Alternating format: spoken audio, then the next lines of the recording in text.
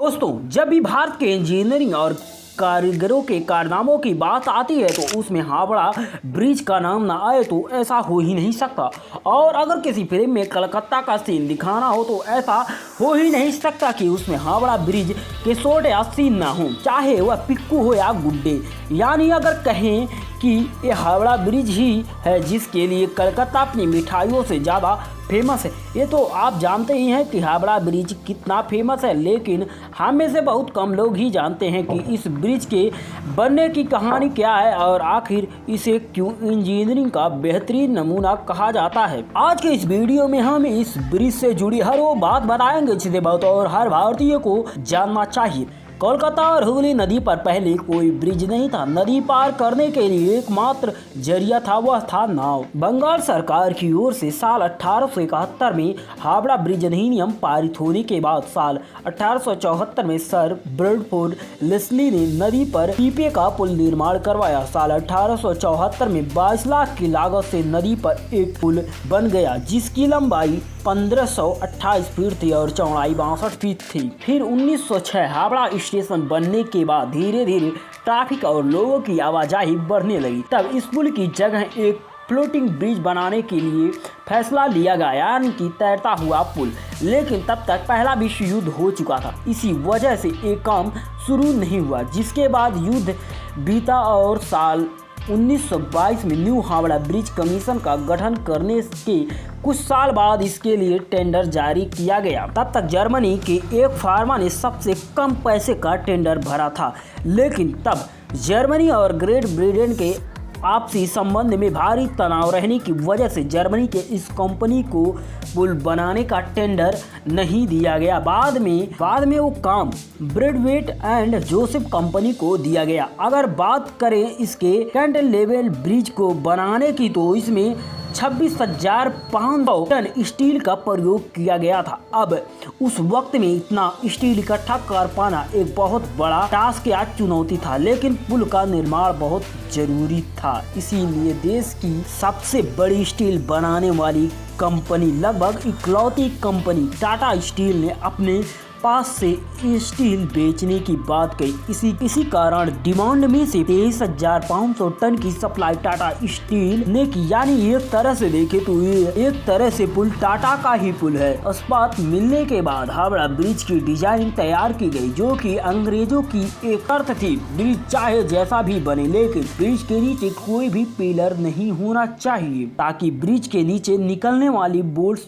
या बड़ी बड़ी जहाजों को कोई दिक्कत ना हो। इसलिए हावड़ा ब्रिज की जब डिजाइन तैयार की गई तब उसमें केवल 4 खंभे बनाने की बात की गई, जो दोनों सिरों पर लगने वाले थे। इसका मतलब पुल के बीच में कोई खंभा नहीं है, नहीं पुल को तार से लटकाया गया है। पूरा ब्रिज महज नदी के 2 किनारों पर बने 280 फीट ऊंचे 2 पायों पर टिका हुआ है। इन दोनों पायों के बीच की दूरी 1500 फीट है। नदी में कहीं कोई पाया नहीं है, जो कि अपने आप में एक अजूबा है कि कैसे ये पुल बिना खंबे के एक सदी से खड़ा है। इसके साथ ही साथ हैरान कर देने वाली बात है कि पुल के निर्माण में स्टील के प्लेटों को जोड़ने के लिए नट बोल्ट के बगैर यानी धातु के अनेक कीलों का इस्तेमाल किया गया है। खैर जो भी हो, पुल तैयार हो गया। पुल तैयार होने के बाद ये पुल दुनिया में अपनी तरह का सबसे लंबा ब्रिज बना। हावड़ा ब्रिज दुनिया का एकमात्र ऐसा ब्रिज है जिसका आज तक उद्घाटन नहीं हो पाया। दरअसल ये ब्रिज जब बनकर तैयार हुआ था तब उस समय द्वितीय विश्व युद्ध पूरे शबाब पर था, यानी कि जोरों शोरों पर।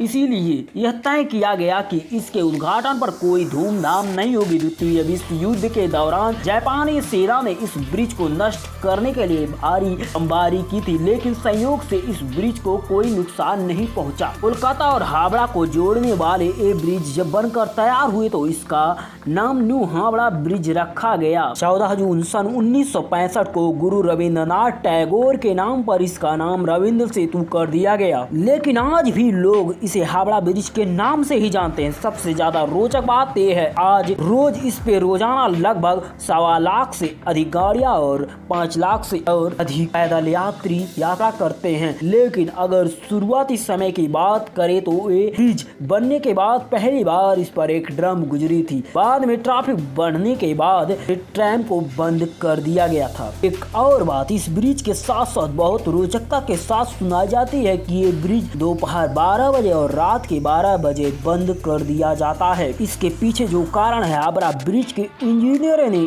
इस पुल को बनने और बन जाने के बाद कहा था अगर ये पुल कभी भी गिरेगा तो 12 बजे ही गिरेगा, लेकिन उसने ये नहीं बताया कि 12 बजे दिन या 12 बजे रात्र के समय गिरेगा। इसलिए हर दिन दोपहर के 12 बजे और रात के 12 बजे इस पुल को बंद कर दिया जाता है। लेकिन कई इस बात को भी पूरी तरह से नहीं मानते, लेकिन इस पुल के 2 बार बंद होना अपने आप में हैरान कर देने वाली बात जरूर है। इसके अलावा इस ब्रिज के बारे में जो भी कही जाती है कि माना जाता है कि हावड़ा ब्रिज की कोई चाबी है जिसे ब्रिटिश कंपनी ने भारत को नहीं दी थी। ये चाबी करती क्या थी, सुनकर आप भी चौंक सकते हैं। कहा जाता है पुराने जमाने में इस ब्रिज को बड़े बड़े जहाजों के लिए खोल दिया जाता था, यानी कि अगर इस ब्रिज को ब्रिज गेट कहे तो गलत नहीं होगा। खैर, अगर इस ब्रिज के बारे में कई आधिकारिक पुष्टि नहीं हुई है। हालांकि इस इंजीनियरों का कहना है कि अब इस ब्रिज में जंग लगने लगा है और अब इस ब्रिज पर जंग की वजह पान है।